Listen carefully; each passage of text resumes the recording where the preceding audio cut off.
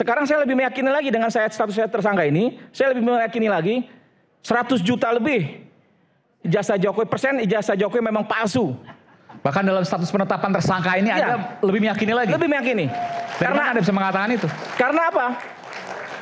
Orang yang membuat itu saya cari mengaku.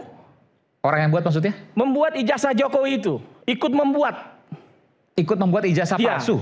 Iya. Yang katanya Pasar Pramuka bukan? Iya. Ini orang Pasar Pramuka? Bukan. Maksudnya gimana? Ini baru nih. Polda Metro Jaya telah menetapkan 8 orang tersangka dalam perkara pencemaran nama baik, fitnah, dan manipulasi data elektronik yang dilaporkan oleh Bapak Insinyur Haji Joko Widodo. Saya tetap menghormati penetapan tersebut. Tidak ada perintah langsung untuk dilakukan penahanan. Status TSK itu masih harus kita hormati dan sikap saya senyum saja. Apa yang dilaporkan Pak Jokowi benar adanya, dan kedua bahwa benar Pak Jokowi menjadi korban dari tindak pidana yang telah dilaporkannya. Pak Jokowi juga mengharapkan agar nama baik dan martabatnya bisa dipulihkan. Ketika kita meneliti dokumen orang yang mantan orang terkuat nomor 1, ya inilah resikonya. Setingkat Kapolda pun tidak berani menampilkan ijazah mana sih yang dikatakan asli itu. Ini adalah bukan kriminalisasi. Karena pemeriksaan tersebut didasarkan adanya laporan dari Joko Widodo yang namanya merasa dicemarkan atas satu perbuatan faktual dari 8 orang tersangka ini. Penjara, tahanan itu tidak akan pernah bisa memenjarakan jiwa yang merdeka. Penjara, tahanan tidak akan pernah bisa membebaskan hati dan otak yang merdeka. Dan Jokowi tidak punya itu semua.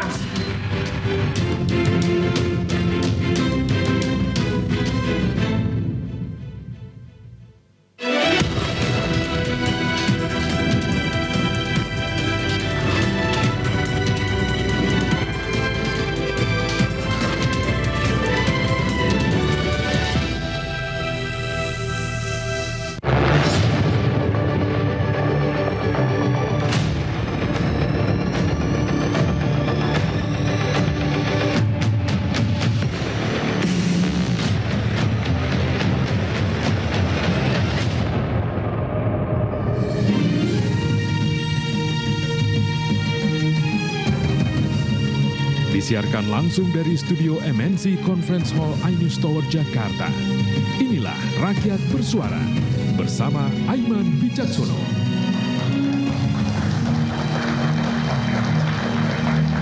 Drama tuduhan ijazah palsu Presiden ke-7 Republik Indonesia Joko Widodo memasuki babak baru. Roy Suryo dan 7 orang yang mempertanyakan keaslian ijazah.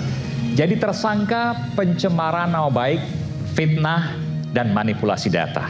Apakah status tersangka akan menjadi akhir gaduh tuduhan ijazah palsu atau menjadi jalan Jokowi menunjukkan ijazahnya ke masyarakat? Saya Aiman Wicaksono, inilah Rakyat Bersuara. Saya akan panggilkan langsung pakar telematika yang juga menjadi tersangka fitnah ijazah palsu Jokowi, Bung Roy Suryo. Selamat malam Bung Roy. Oke, ini pertama kali Bung Roy hadir. Saya harus katakan mohon maaf dalam status tersangka.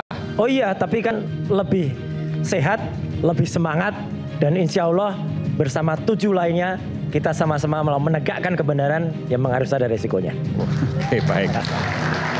Kemudian Ketua Umum Rampai Nusantara, Bung Mardiansah Semar. Selamat malam, Bung Semar. Apa kabar? Baik, ayo. Kemudian juga saya panggilkan, ini pernah juga hadir di Rakyat Bersuara dan ternyata sebelumnya gak pernah disebut-sebut, tapi ternyata pada saat pengumuman ia juga menjadi tersangka kasus tudingan ijazah palsu Joko Widodo, Bung Rustam Effendi. Selamat malam Bung Rustam. Bang Aiman, kalau ini diundang betul Karena ada satu segmen waktu itu Bang Aiman nuding Bang Rustam. Anda nggak saya undang loh, Anda nggak saya undang. Sekarang saya undang. Sekarang diundang. Itu buktinya rakyat bersuara fair. Ya, terima kasih rakyat bersuara. Yang waktu viral waktu itu yang saya, mohon maaf ya, saya marahin tuh beliau. Karena teriak-teriak, bikin gaduh, tapi tidak diundang. Tapi sekarang saya undang karena ternyata memang harus ada klarifikasi dari hal yang kemudian perlu dijelaskan. Kemudian Sekjen Pradi Bersatu, Bung Ade Darmawan. Selamat malam Bung Ade. Selamat malam Bang Roy. Kemudian saya panggilkan pengacara Roy Suryo CS, Bung Ahmad Hosinuddin. Selamat malam Ustadz Hosinuddin. Selamat malam. Assalamualaikum. Waalaikumsalam warahmatullahi wabarakatuh. Pengamat politik yang sedang studi hukum, Bung Boni Hargens, masih dalam perjalanan. Saya juga panggilkan juga pengamat kebijakan publik, Bung Bonatua Silalai, tetap di tempat bersama dengan para mahasiswa, dan juga Koordinator BEM Nusantara, Bung Muhammad Sardani. Selamat malam. Oke, saya langsung mulai ke Bang Rustam. Bang Rustam nih orang baru sesungguhnya. Kita udah beberapa episode soal ijazah, tudingan ijazah palsu Pak Jokowi, tapi nama Anda nggak pernah disebut dalam pemeriksaan sebelumnya, atau mungkin saya miss ya. Meskipun Anda beberapa kali hadir. Jadi Anda ditudingkan masuk dalam status penetapan tersangka ijazah palsu. Tudingan ijazah palsu. Apa yang Anda lakukan? Assalamualaikum warahmatullahi wabarakatuh. Bismillahirrahmanirrahim. Terima kasih Mas Aiman.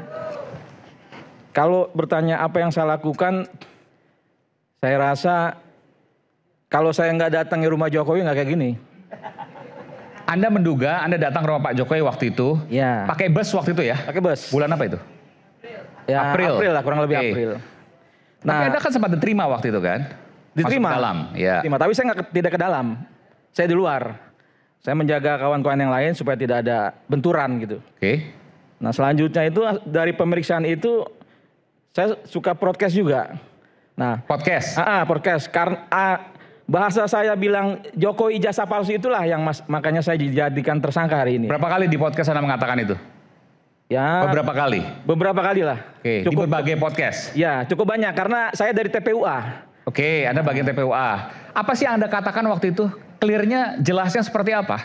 Ya saya bilang, saya meyakini kalau ijazah Jokowi itu palsu. Bahasa Anda itu, meyakini kalau ijazah Pak Jokowi palsu? Palsu. Karena apa? Karena dari sidang-sidang sebelumnya itu kan TPUA meminta supaya dihadirkan ijazah Jokowi dalam persidangan. Tapi kan tidak pernah hadir. Dari sidang Solo, sidang PN Jakarta Pusat.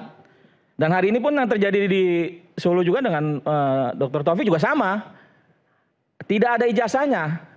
Sekarang saya lebih meyakini lagi dengan status saya tersangka ini, saya lebih meyakini lagi 100 juta lebih ijazah Jokowi memang palsu. Bahkan dalam status penetapan tersangka ini Anda lebih meyakini lagi? Lebih meyakini. Karena Anda bisa mengatakan itu? Karena apa? Orang yang membuat itu saya cari mengaku.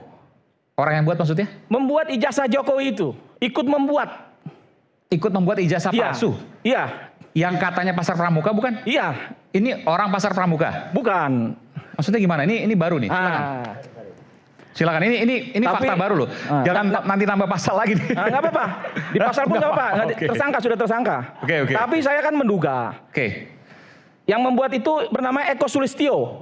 Saya sering teriak tuh. Eko nggak nongol-nongol. Bentar pelan-pelan. Eko Sulistyo itu timnya Pak Jokowi dulu bukan? Iya. Yang namanya disebutkan oleh Bitor Suryadi. Tim Solo.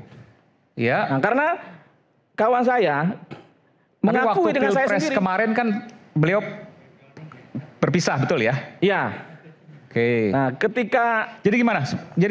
Anda mendapatkan data bahwa yang membuat ijazah palsu Pak Jokowi bernama Eko Sulistyo. Diduga Eko Sulistyo. Dia adalah tim dari Pak Jokowi sejak wali kota Solo waktu itu. Yang namanya pun disebutkan oleh Bang Bitor Suryadi. Ya. Nah, jadi kejadian hari itu tuh hari apa? Bulan apa?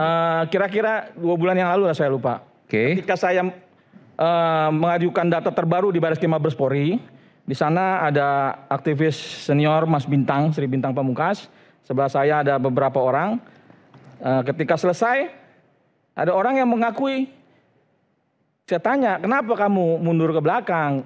Saya bilang, ada yang marah-marah sama saya. Loh, kenapa dimarah-marahin? Siapa yang marah-marahin? Eko Sulistyo, siapa itu ketua DPUD Solo dulu? Ini yang ngomong siapa nih? Nantilah kita ini. Oke, Anda masih inisialnya rahasiakan. CS. Nah, ketika itu saya tanya. Marah-marah kenapa itu maksudnya? Ada orang yang marah-marah. Marah-marah ke dia, ke narasumber Anda itu. Kenapa? Nggak usah ikut-ikut ijazah palsu. Pulang. Dia bilang begitu kan? Oke, mic-nya di... Oke. Pulang, segera pulang, saya bilang. Terus, emang kok kamu disuruh pulang? Ya, kan yang bikinnya itu dia, Bang, gitu. Terus kamu apa? Saya ikut sana sini. Terus bikinnya di mana? Ya betul kata Bang Bitor, di Pasar Pramuka. Dengan siapa ya? Itu yang kata Bang Bitor katanya. Makanya hari ini kami mulai menjelajahi nih. Kalau saya meyakini jasa palsu, artinya kan pasti ada pembuatnya. Gini, itu kan katanya. Ya. Yang tinggal kita panggilkan aja nanti di... Dari mana Anda kemudian bisa mengatakan bahwa katanya itu Anda 100% meyakini itu? Iya, karena hari ini pun kita kan sedang mencari dan itu arahnya ke situ semua. Kawan-kawan dari aktivis. Oh, Anda dari pernyataan itu teman-teman melakukan investigasi dalam tanda kutip ya? Betul. Dan apa yang disampaikan itu benar? Yang mendekati itu. Kawan-kawan misalnya apa? Apa?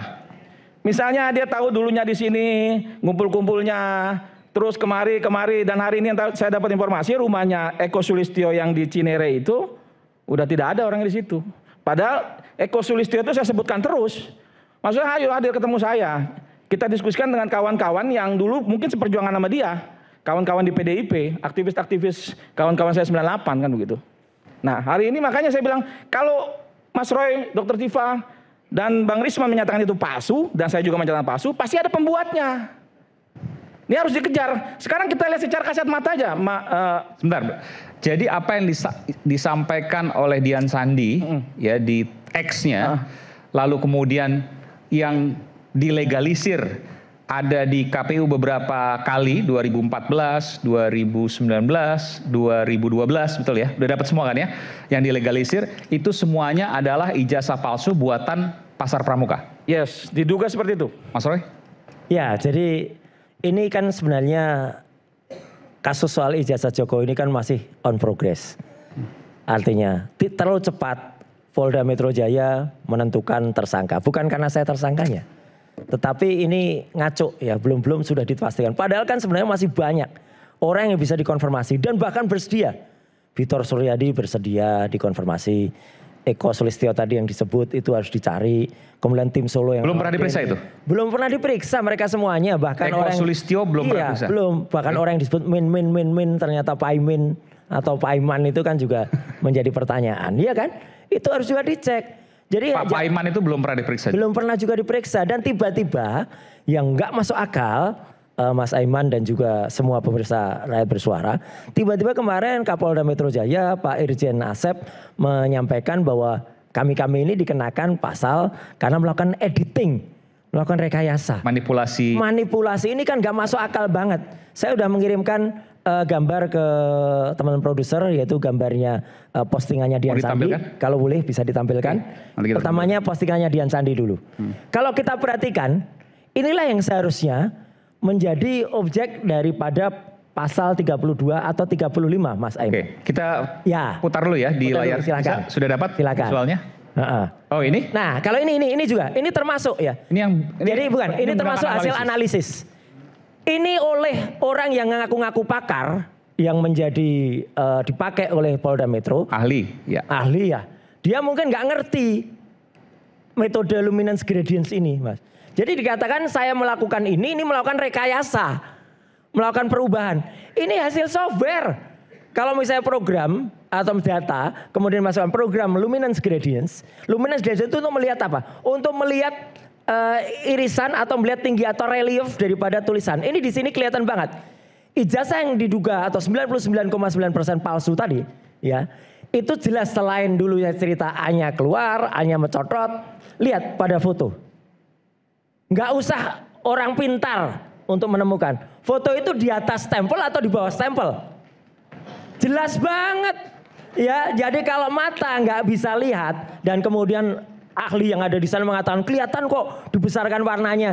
Lu melihat tempelan itu jangan hanya pakai warna. Ini namanya luminance and gradient. Luminance itu luminasinya. Tapi tahu dari mana Mas Roy kalau bukti ini yang dijadikan dasar bahwa Anda melakukan manipulasi? Itulah saya mendengar kabar dari dalam. Kan belum tentu. Iya, enggak, karena gini, setiap perubahan dari ijazah itu kemudian saya dituduh melakukan manipulasi. Jadi ijazah itu harus tampil apa adanya. Lah padahal kan ijazahnya diperiksa. Satu lagi sebenarnya, ada yang ketika saya melakukan ELA, Mas Aiman, pernah saya tampilkan yang gambarnya separuhnya gambarnya ijazah Jokowi. ELA itu error level analysis. Itu dituduh juga saya ini dituduh juga saya merusak gambar. Gimana harus rusak? Gimana saya merusak? Gambarnya sendiri udah rusak kok. Iya kan? Jadi ini artinya dulu kan pernah saya contohkan dengan ijazah saya, Mas Aiman. Kalau ijazah yang benar, logonya juga masih kelihatan, tulisannya juga. Ini membuktikan bahwa yang dengan kotoran gambar seperti gambar kotoran burung ini memang terlalu banyak rekayasanya. Ijazah Jokowi nomor 1 1120 inilah yang banyak banget rekayasa. Tapi satu lagi yang paling penting, yang postingannya Dian Sandi coba. Postingannya Dian Sandi. Selamat malam Bung Boni, silakan Bung Boni. Kita berikan tepuk tangan untuk Bung Boni, silakan. Ayo Bang Boni. Nah ini, Bang Aiman, kalau orang mau dituduh melakukan rekayasa, coba aja pasal 32, 35 yang dituduhkan kepada saya. Itu antara lain adalah tanpa hak menyebarkan, membuat dapat diaksesnya, dan kemudian mengubah dari yang palsu menjadi tampak asli atau yang asli tampak palsu. Coba lihat, ijazah aslinya tuh miring gini enggak? Enggak kan? Ijazah itu lurus. Dia justru Dian Sandi lah yang membuat ijazah ini palsu, membuat miring. Harusnya Dian Sandi yang pertama kali itu yang kemudian ditangkap. Kenapa dia tidak ditangkap? Ini kan pasti miring kalau fotonya angle-nya makanya pasti miring. Itulah. Tapi gini, ini penting nih. Jadi Mas Roy sudah dengar bahwa hasil pemeriksaan Mas Roy itu dikatakan dituduh melakukan manipulasi data. Betul. Dari yang tadi biru-biru tadi tuh. Kita putar lagi ya. Padahal itu adalah hasil software. Atau yang ELA tadi. Ini luminance gradient. Mungkin si ahli yang diundang oleh Mabes Polri itu nggak ngerti. Pertanyaan saya sederhana. Kok Mas Roy bisa tahu hasil pemeriksaan dalam? Ya ngerti lah, kita kan punya banyak kuping, punya mata, punya banyak mata, punya banyak. Artinya ini yang akan dituduhkan nanti? Iya. Pasti nih? Pasti. Udah tahu hasil pemeriksaannya loh. Makanya kita jawab, apalagi pasal 32 dan 35 itu Mas Aiman. Iya. Itu kan dulu saya pernah bilang, dulu saya termasuk tim perancang Undang-Undang ITE. Itu kan untuk kalau dokumen akan kita kirim, perasaan 1 juta dimodifikasi jadi 10 juta, itu namanya saya membuat palsu. Gunanya untuk itu gunanya untuk e-commerce, bukan untuk mempidanakan orang. Saya tahu pasti kenapa ini dipakai Mas Aiman dan semua ini jahat banget loh. Karena hukumannya itu 8 tahun dan 12 tahun. Kalau akumulatif berarti 20 tahun? Ya memang tidak mungkin diakumulatif. Kalau dihukum itu paling tertinggi. Tujuannya apa? Dengan adanya hukuman di atas 5 tahun. Bisa ditahan? Ada kemungkinan bisa ditahan. Itu aja maksudnya. Jadi kan maksudnya kan mau mengkandangkan saya. Ya, gara-gara saya kemarin bawa pulang oleh-oleh bahwa Gibran tuh nggak punya ijazah SMA, ya kan? Kalau itu diteruskan lebih parah lagi tuh Gibran tuh, Maksul itu.